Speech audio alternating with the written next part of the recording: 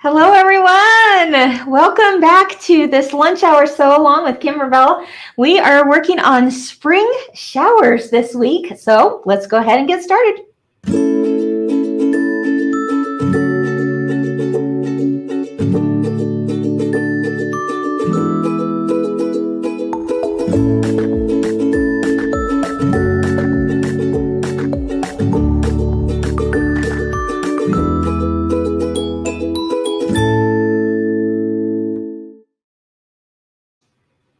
All right, are you ready to do some piecing in the hoop today? You are going to love this. If you've never done piecing in the hoop, in your embroidery machine, hoop, yes, indeed, you can do it. And quilt it as well. So we're going to do the log cabin blocks today as part of this sew along. I first want to welcome all of you, and of course, a shout out to my friends here, Andrew and Libby. They're waving. If you could see them now, they're waving to you in the background, and they are ready to help answer your questions. And Andrew's made sure that the hoop cam is all set and ready to go today. Oh, we're in for a lot of fun, aren't we? Okay, so if you have questions, Libby will try to answer as many as she can get to. And then, of course, if we can't get to all of them live, we will make sure and go back and answer everything that we can. All right. See, even Curtis out there from Canada is saying, hi, Andrew and Libby. So there you go, guys. You've got a friend in Canada. Yeah. All right, so today, like I said, we're doing the log cabin blocks. I wanted to show you real quick the two types of Kimberbell stabilizers I'm using for this. And these are actually the two stabilizers I'm using for this entire quilt. The first is the project batting. Now, this is part of our stabilizer line, although we call it a specialized product. But within this batting, it's the perfect loft. So if you're thinking, okay, what type of batting do I use in the hoop project quilt like this? The project batting is perfect for it. It also has some stabilization in it as well. So you're going to absolutely love the loft, the feel, the thickness, and of course the stabilization. So check that out at your favorite quilt shop. This is for sewing or machine embroidery, and we use this on everything from mug rugs to pillows to quilts, you name it. I can never have enough of the project batting. The second stabilizer that you're going to want to make sure and have is the light cutaway stabilizer. Now, of course, I've already taken the package off of this one, so that's why my slap band comes in handy, right? Because once I take it off that packaging, it all looks like white stuff, doesn't it? But I can slap that baby on right there and always know that that is my light cutaway. All right, so to start, I'm going to go ahead and just hoop my stabilizer first. And this block is done in a 5x7 hoop. All right. Let's go ahead and move this a little bit out of the way. Whoops. I think I just knocked something off the table. Oh, well. Okay. So I'm going to just hoop this real quick. Like I said, in a 5x7. And this is a great tutorial for learning how to not only quilt your blocks in the hoop, but also to quilt them in the hoop as well. So I will show you how that's done. So I've hooped my light cutaway stabilizer and can place it into my machine. And then I will guide you in the book to where we're at. This is one of the quilt blocks I did. This is kind of the end in mind, right? Oh, look at that. Darling quilt block. It's your traditional log cabin, but then it has the birdhouse quilting on top. Woo! That is so cute.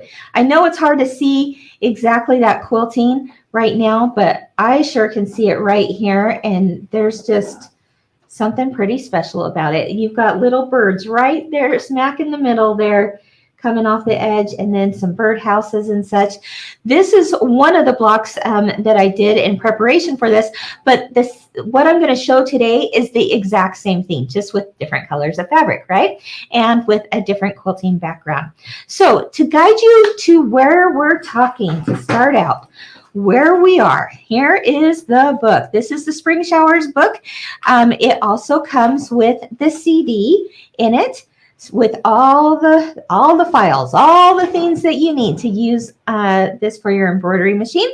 If you have not picked something up like this yet, it's not too late.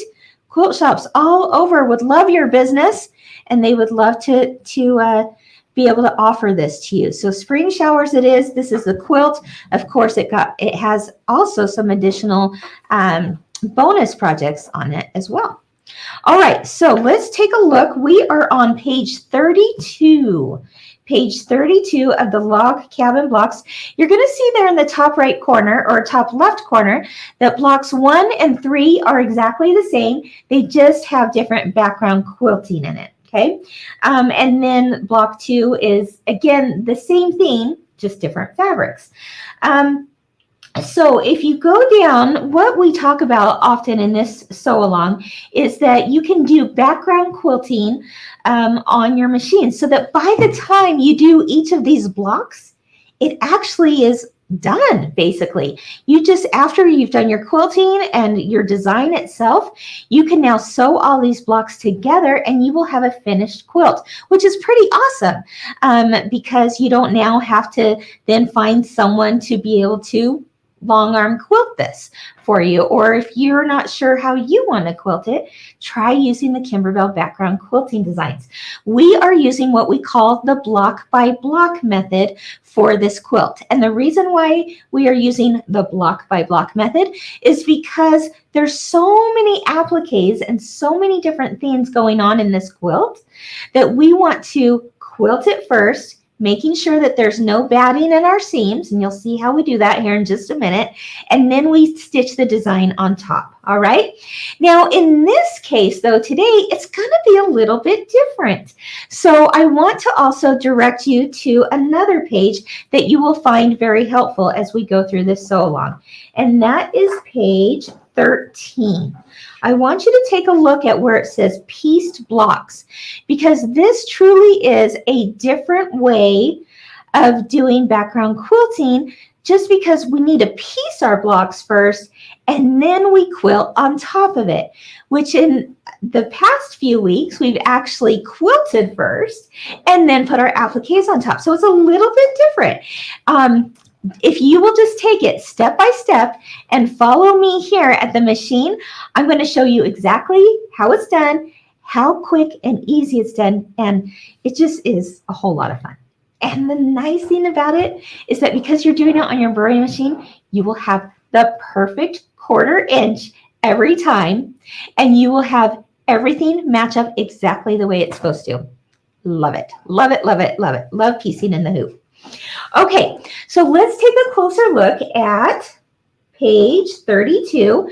I'm going to go down to the block by block quilting instructions right here. All right. Now we tell you which designs we used in our sample.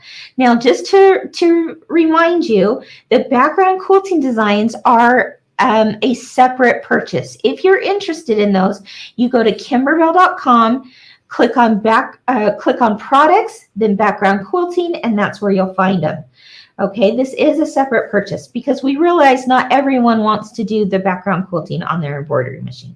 All right, so the sample that we used here, I'm going to do log cabin 1 for our demonstration today, and it says I need KDQ 072, which is a plant. All right. Actually, I'm so super excited. It's the mushrooms. I can't wait to show you what it looks like. And I'm going to use the 4x4 design. All right. So now that I know that, what I want you to do is now turn back to page 12, or no, page 13.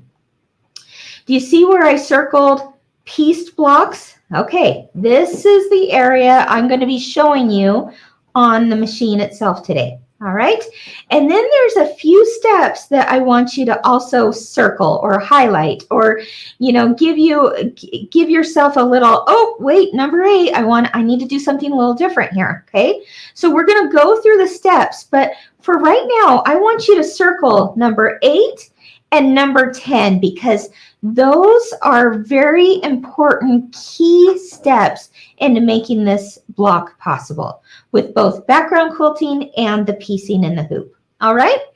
Okay, so let's go ahead and we're going to start with, I'm going to show you exactly what I'm doing right here so you can follow along. We also show you in diagrams, but I know it's also helpful to see it on video.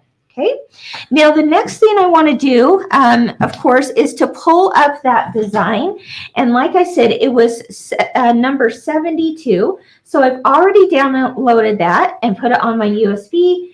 And I'm going to find KDQ 072 and then click on Embroidery Files. Now there's two different folders that show up. The machine I am using today actually shows all of this, as you can see here on the screen. Not all machines will show that, but I like to show you here because this is exactly what you would actually be seeing on your computer as well. And then you can download your designs from your computer to your USB stick. Okay, so I mentioned you can do block by block quilting or clear blue tiles quilting. Well, this mushroom design that I'm about to show you, it's an all over design. So that's why there are two options. You can use clear blue tiles, or what we're going to do today is block by block. Okay, so I'm clicking on block by block. Then I find the file format that I'm using. This machine uses a PES, so I'm going to click on that. And now, do you see all the mushroom designs? There are so many sizes available. You're going to just have a whole world open up to you for background quilting. It's awesome. But what it said in the book is that we used a 4x4 design. Okay, great. Well, there's the mushrooms, and I am going to click on that. All right. So if you're following along in the book, I am now on, let's see, I hooped my stabilizers, which was number 2. Number 3 is to load both of the pieced file and the machine embroidery design with the pieced design on top. So that's why I first went to the mushrooms, okay? I wanted to see that first, and then I'm going to now hit set and then add. Now, most machines will have the add feature. If your machine does not, you can also do it in software, or you can just do one design at a time. You would first do the first part of this design, and then you would move on to the second part. Okay, but I'm going to hit add, and now I need to find where my log cabin block design is. Okay, so here again on this machine, I'm seeing all the images. You can see them as an image, or often just the words will do as well. And you'll notice right here, it looks kind of funky right now, but this is the log cabin block. Don't let all those lines scare you. You'll see what it means here in just a minute. Okay, and then I hit set. By doing that, and then also hitting embroidery, I have now combined the background quilting with the log cabin piecing. All right, now we're ready to get started. And this is where following the steps on page 13 is going to be so helpful for you. The first step I want to do is actually number 4. Yep. Number 4 on page 13 is where I'm looking. All right. It says stitch the batting placement line. All right. Let's do it. Again, this is done in a 5x7 hoop.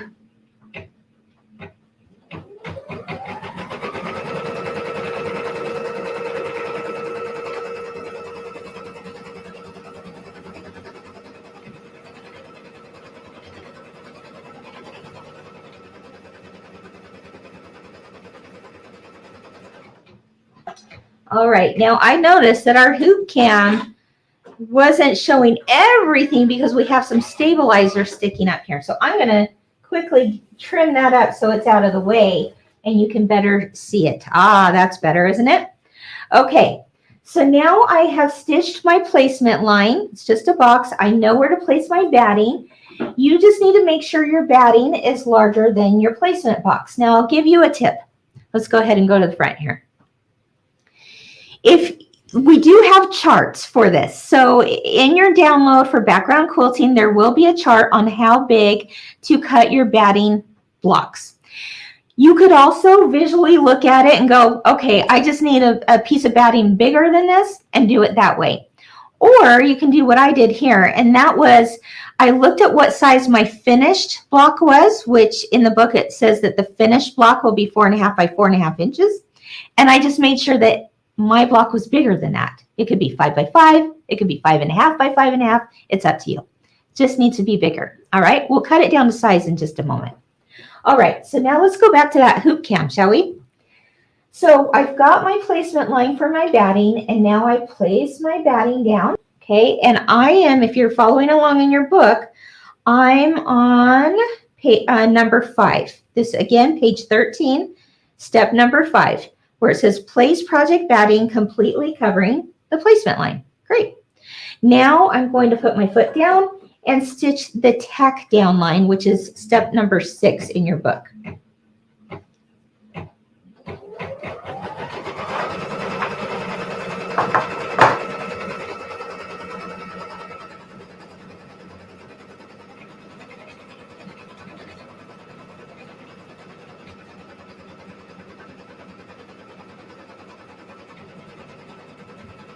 Okay, it's going to go around 2 times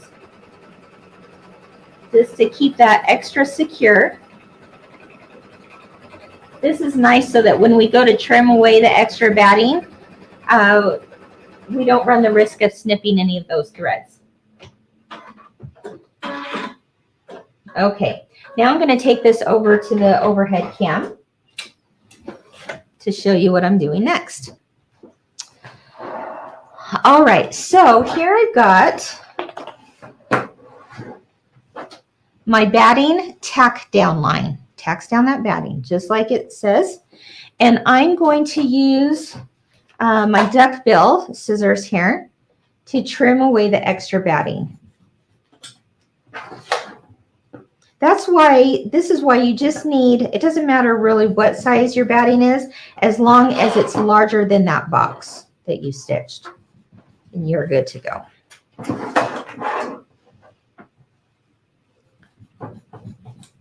All right.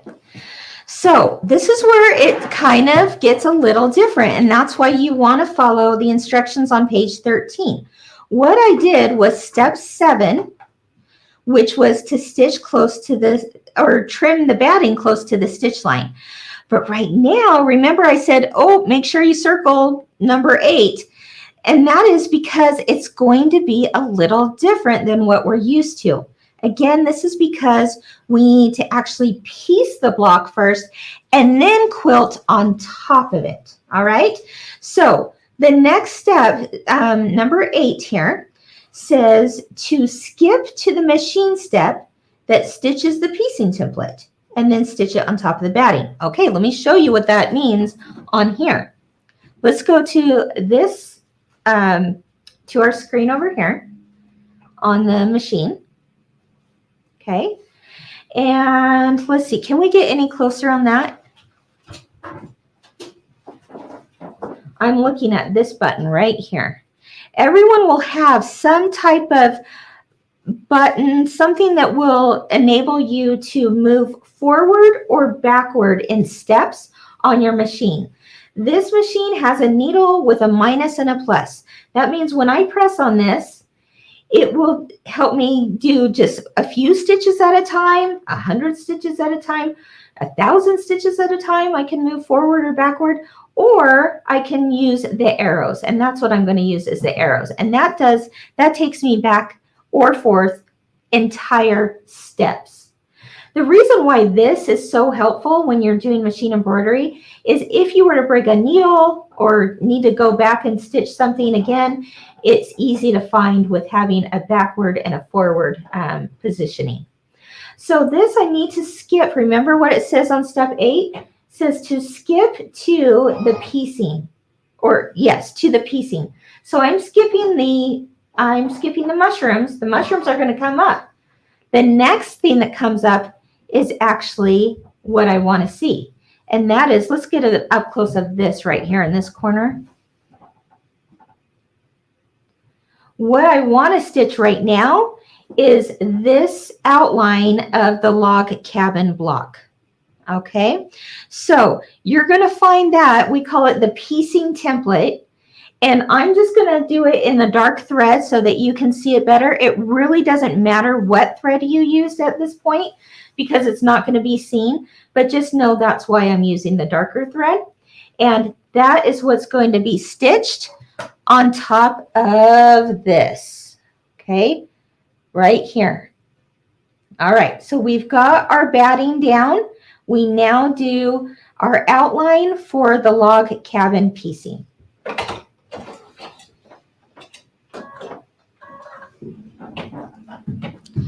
And if you're following along in your book, this is step 8 on page 13.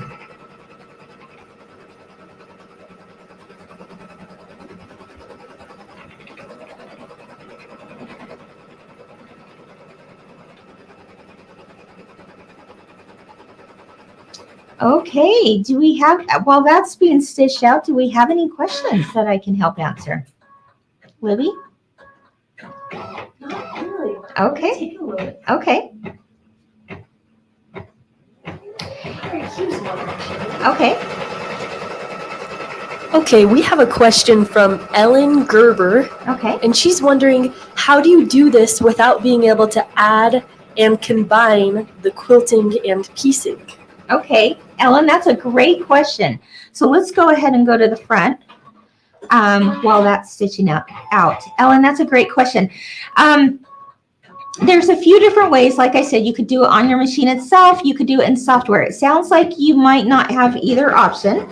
So you could just, let's see, what do we call it? I want to say it's the Technique 2 method. Yes.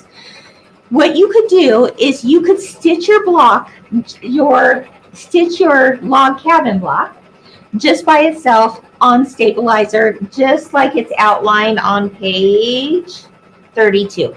Okay, that's exactly what you would do first. Totally complete that, and you would be done with that log cabin block. Okay, but then when you want to go to quilt it, what you would do is then load the design. So now you have this separate block, which really in essence has become its own new piece of fabric, right? Think of this piece block that you just finished, and now it's almost like acts like one just piece of fabric. You could use what we call Technique 2 in the background quilting download to actually stitch the quilting on top of that piece of fabric. And in this case, it's a pieced log cabin block. Does that make sense? So like I said, if you don't have the software or you don't have the ability to do it on your machine, not all is lost. In fact, it's really easy still to do it this way. Make your log cabin just like that's outlined in the instructions, okay? Then you would cut it down to the size that it asks for, and then use technique number 2, which is included in the download. There's a PDF in the download with any of our background quilting design files. You'll use technique number 2 to quilt on top. Hopefully that helps. Great question, Ellen. All right, so it looks like, oh, okay, this is my favorite part, guys. What we have here, let's go ahead and go to overhead. We have a log cabin block. Well, we have the outline of it at least, right? And so the very first thing, let's look at instruction step 9.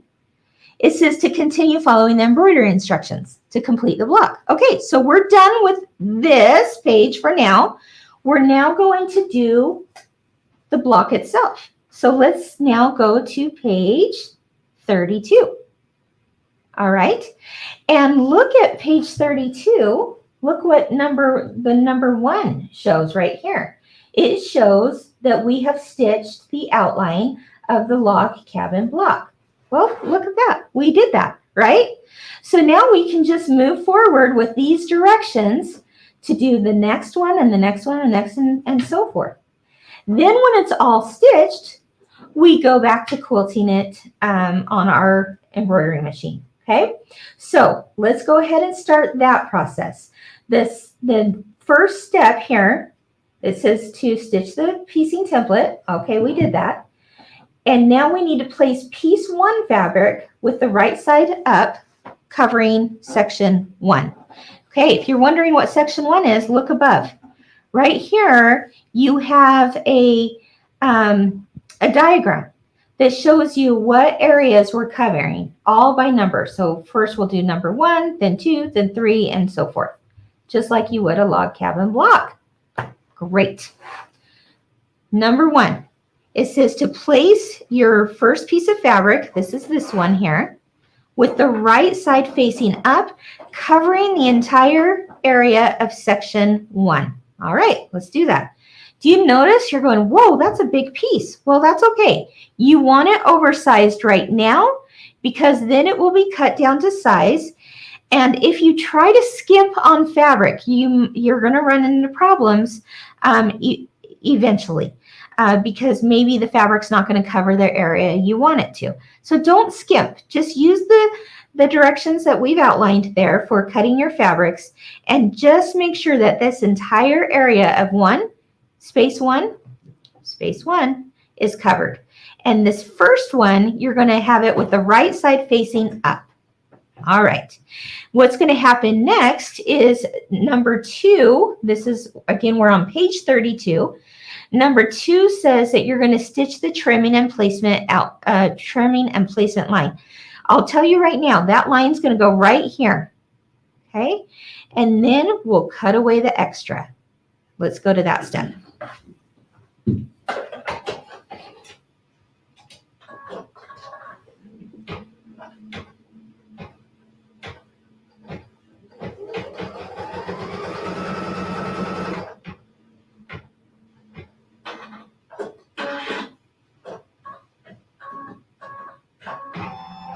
Okay, as I do this, I'm going to bring this back and forth so that you can see it for the first few steps.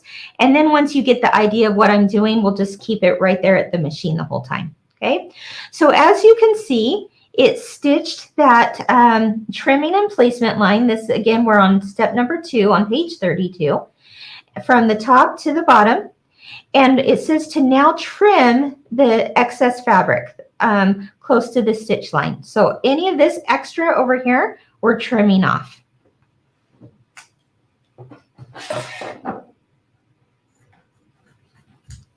Easy enough.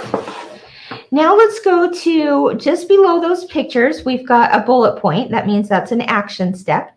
And it says to place the piece 2 fabric right side down, centered along the placement line. Okay, well, let's think about this. Let's go up to right here, the diagram. Piece 2 is right over here. It's to the right of piece 1. My piece 2 is this one right here. But this time, instead of it being face up like the first one was, this is going to be face down, right? It's hard to tell there that there's a wrong side and a right side, but it truly is there. This is the right side facing down, right sides together, just like we would with a 1/4 inch. We're going to just place it right up against that line that we just stitched. All right. All right. Now what's going to happen is that it's going to stitch what we call the seam stitch, which is going to give you the perfect 1/4 inch right along this line.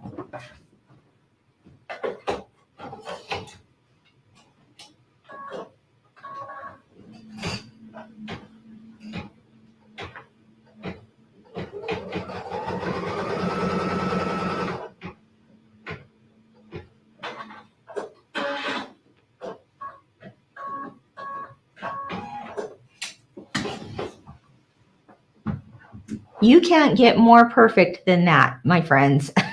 Let's see if I can. Oh, there we go. Look at that 1/4 inch. Perfect. Okay, so now at this point, we want to flip it over. You want to flip it over. But let me give you another tip. You could press this. You could finger press it. You could take it to an ironing board and press it, but I'm going to use what we call a fabric folding pin. This is a little tool, just a few dollars. It's made by a company called Clover, and quilt shops all over the world sell this. So look for the fabric folding pin by Clover.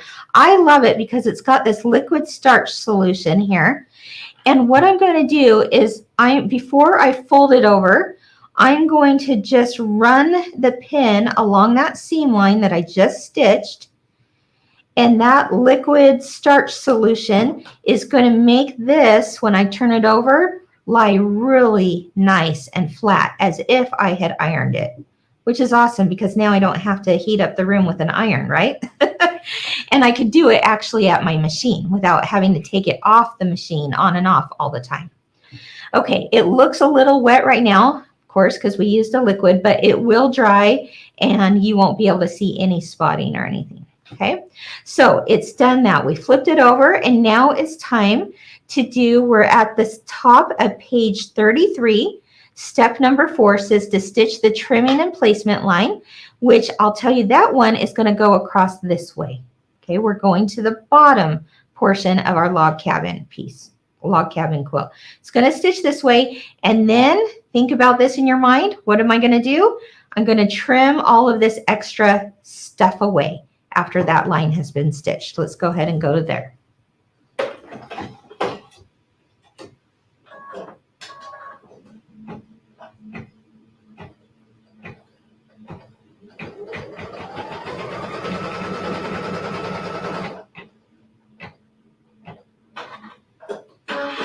Okay.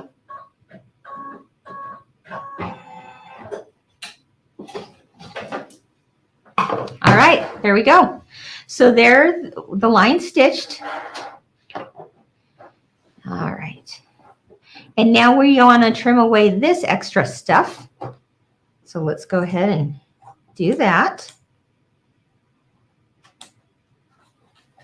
All right. So the next step is to place the fabric 3 piece right side down, centered along this line. So in this case, it's this pretty fabric here. I'm going to place it right side down and centered along the line that was just stitched. So this is what I'm saying. Don't forget, don't think, oh, you have to put it over next to the end of this fabric, or don't take it this way and put it on the end of this fabric. If you do that, it's not going to cover the space you need it to cover. The only thing you're concerned about is that it is centered along between this point and this point, because this is the line that was just stitched, right? So I'm going to center it along the line that was just stitched. And now it's going to do a 1/4 inch seam right across the bottom. And that would be step number 5 in your instructions. And then you flip and press that fabric right side up. Okay, let's go ahead and do that.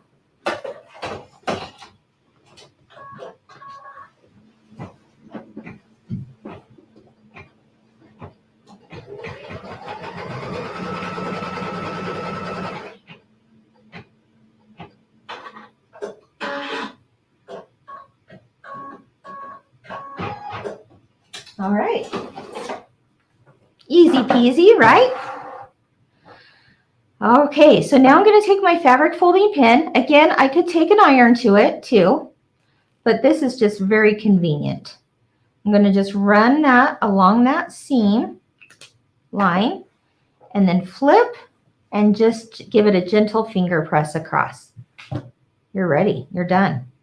Okay, so simple as that. Now let's look at step number 6. It says to stitch the trimming and placement line. Well, I'll tell you where that's going to go. It's going to go from here up. If you think about this, we are doing a log cabin block. This is exactly how you would piece one if you were doing it on your sewing machine. Although this time you don't have to worry about anything being correct with, fabric measurements and everything lining up. The machine does it for you. You're going to love it. Let's go ahead and do step number 6 on page 33, and that is our next trimming and placement line. Are there any questions? No? Okay. How, just by, chime in, have you done piecing in the hoop with Kimberbell before? And how have you liked it? Would love to hear from you. It really is a fun technique. A lot of possibilities. Okay, so this one now, like I said, is a line. We call it our trimming and placement line because we're going to trim it and then we're placing our fabric, right? Makes sense. So now I want to trim off this extra fabric. Easy enough. Done. Voila. And next, I'm going to place my next piece of fabric. Again, right side facing down, I'm going to center it along this line that was just stitched. I'm not putting it up here. I'm not putting it down to match this fabric. I'm only looking at the line that was just stitched. I'm placing it with the right side facing down, just like we do when we sew two pieces of fabric together. We do right sides together, right? Makes sense. And now it's going to stitch the perfect 1/4 inch, and then we will flip it over.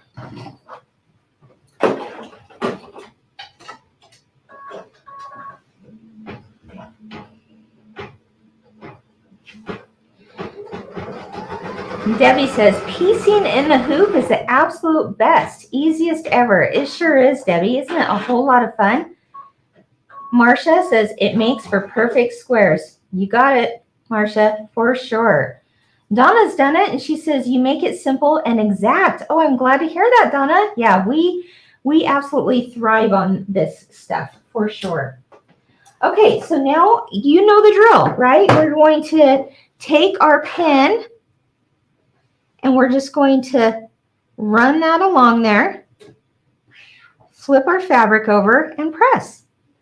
And at this point, you're thinking, okay, Kim, that looks a little wonky. How is that ever going to turn into a log cabin block? And what I like to say is, oh, my friends, trust the process, okay? Trust the process, because you won't believe how all of a sudden magically it just comes together and you'll have the perfect log cabin block like I did on this one. Isn't that fun?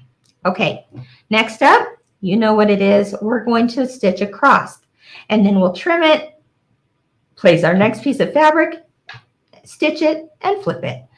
Okay, you just go through this same process. So since you feel pretty good about it now, right? You're feeling like, okay, I got this. I think I see where you're going, Kim, with this. I'm just going to keep it at the machine, and just instead of taking it on and off and on and off on the overhead, let's just do it. Let's just continue on from here, and I'll help answer any questions along the way as we do it. And then we'll get back, once it's all pieced, we're going to get back to quilting it on top. Okay?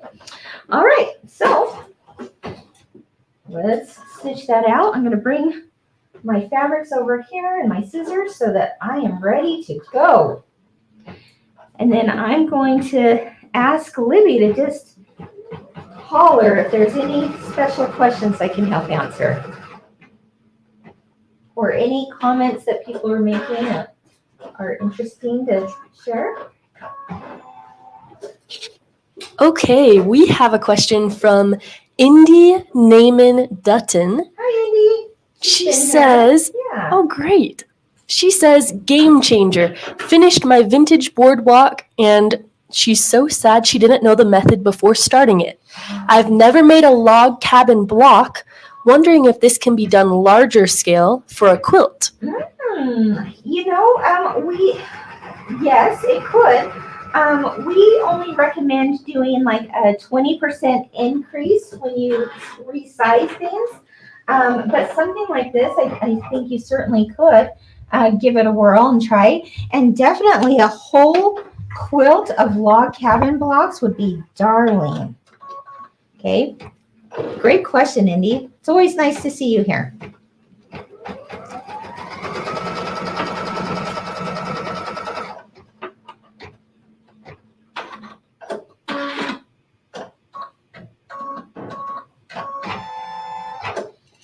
All right. Sometimes you can cut this away when it's still in the hoop, or not still in the hoop, still on the machine, but sometimes it's easier to remove it. It's up to you. So I've just trimmed it up. So now I know to place my next piece of fabric with the right side facing down.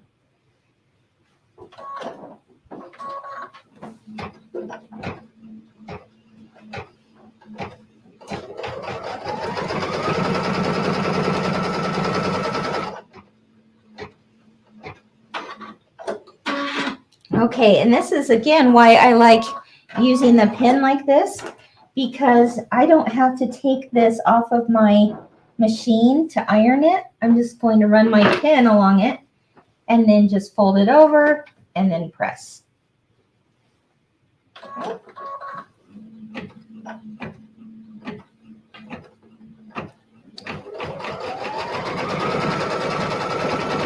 Donna says a log cabin makes a beautiful quilt. Oh, you're not kidding, Donna. I absolutely agree with you on that. If you've done any of our other like bench pillows or quilts, feature quilts, or Bella box, those kinds of things, oftentimes we will include a pieced block in there. I'm sure you have started quite a collection of those, right? Next.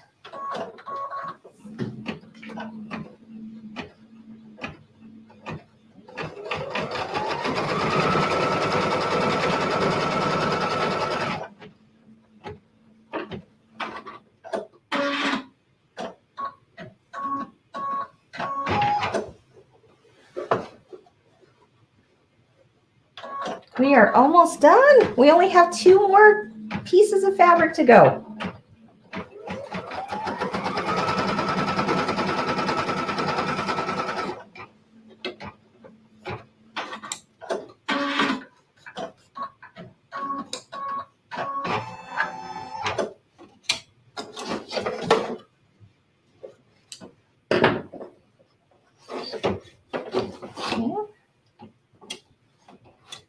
How many of you are all caught up on your blocks from week to week? Anyone? Anyone? I'm not. Is anyone all caught up? I think some of you, there was someone I saw on the Facebook page that said that she was following along with the quilt, the sew along, but then she was having so much fun, she decided to just keep going. And I don't blame you one bit. These are just kind of addicting once you get started and you sit down to work on it. You think, oh, just one more block, right? Just one more block. We are on our last box, friends.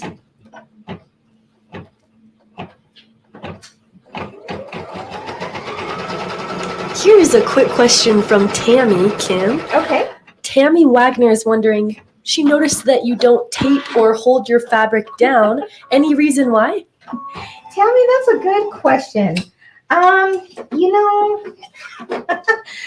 think in this case, in particular, because there's the batting underneath it, it kind of helps, the fabric just kind of clings to the batting a little bit better. If I were doing this strictly on stabilizer, I probably would use tape a little bit more often, just because it's going to slide more, but the batting really kind of helps keep it in place. If you're new to doing this kind of thing, I certainly would use tape. I'll show you what she's talking about here in just a minute. I'm going to do the last 1/4 inch, and then I'm going to go ahead and use the paper tape.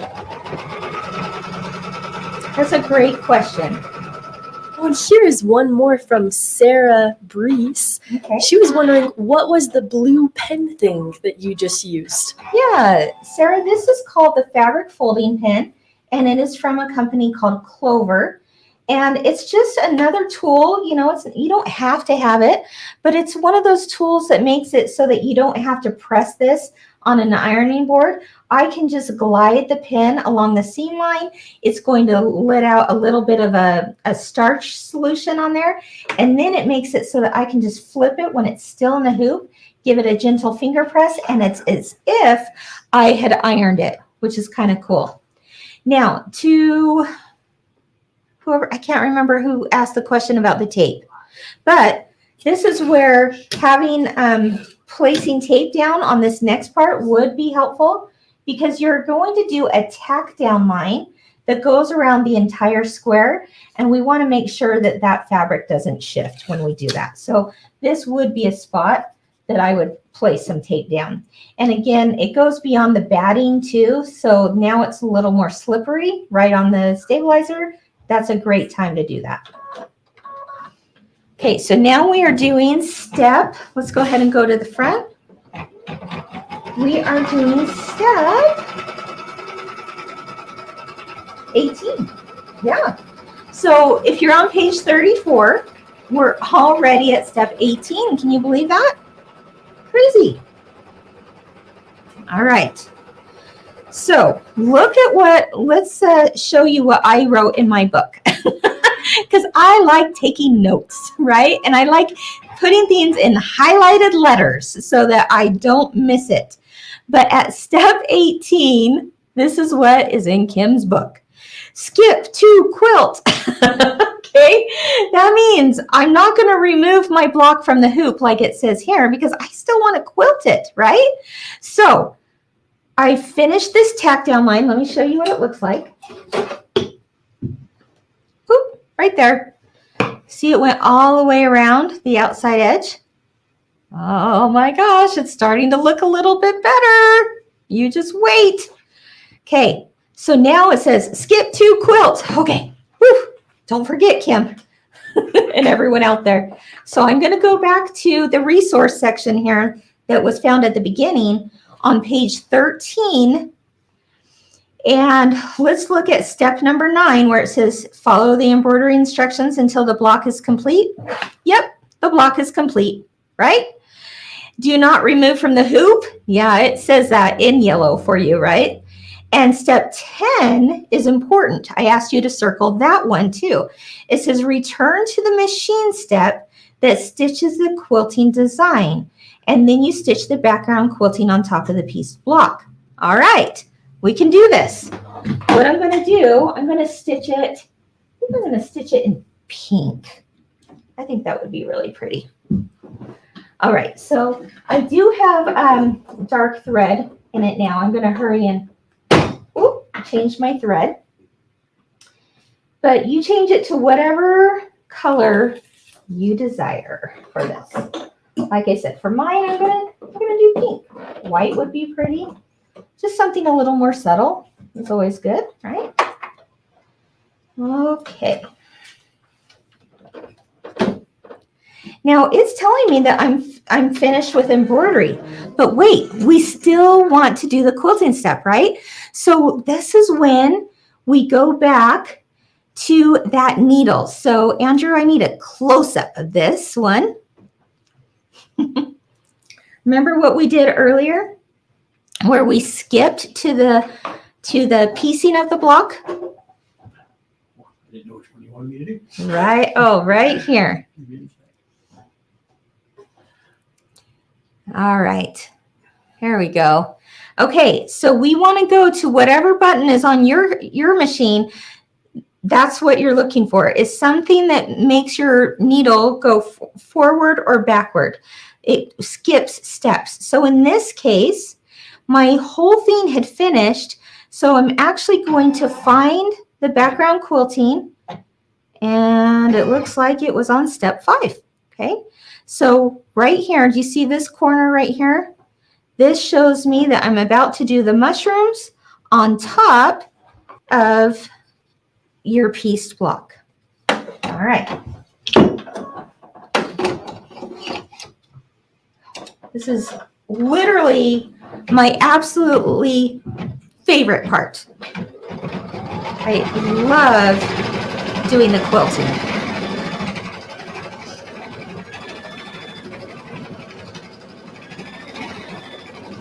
So Love wants to know the name of the water pin. Yes, it is. Let me show you up here, Andrew. To the front, sorry. It looks like this. It is called the Fabric Folding Pin, and the brand is Clover.